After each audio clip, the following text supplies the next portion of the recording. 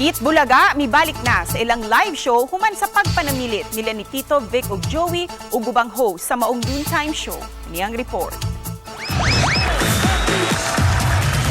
Human sa upat ka tuig nga replays, mibalik na sa live ang noontime show nga Eat Bulaga. Lagip sa mga nag-host, mao sila si Paulo Contes, Boboy Villar, Betong Sumaya, ang Ligaspi Twins nga sila si Mavi ug Cassie, ang aktres nga si Alexa Miro, ug pipila ka mga miyembro sa kapuso girl group na XOXO nga sila si Dani Uzaraga, Mel Calwag ug Lira Mikulog. Dahil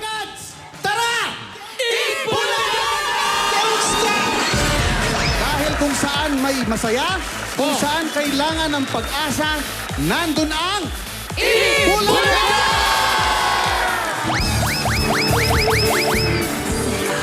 Nakisadya usab ang Sparkle Star nga si Kokoy De Santos. Ano no?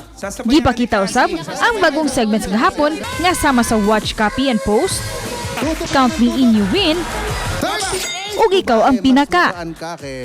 Ang pagbalik sa live show sa Eat Bulaga, subay sa pagpanamilit nila Tito Soto, Vic Soto, Joey De Leon ug ubang mga host sa Eat Bulaga ubos sa Tape Incorporated nga mao'y producer sa show.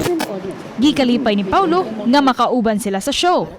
We're very honored na kami yung napili to continue the show. Siyempre lilinawin lang naman natin na walang planong palitan. Wala kaming chance palitan si Tito Vic and Joey. Wala kaming chance doon. We were just called to work to continue the show because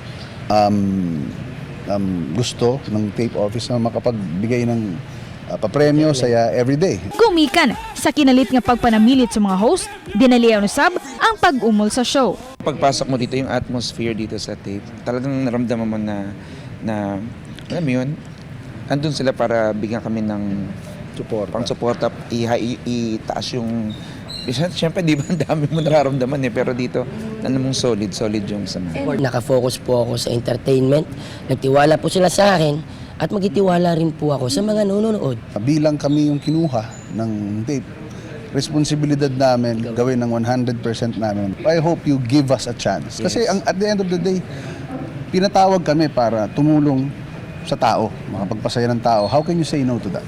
Paghuman sa live show, nagpahigayon sila og Thanksgiving Mass sud sa studio. Tuadiddo si Tape Executive Incorporated President and CEO Romeo Junjun Halosos Jr., EVP for Production Suraya Halosos ug Director of Finance Seth Frederick Bullet Halosos.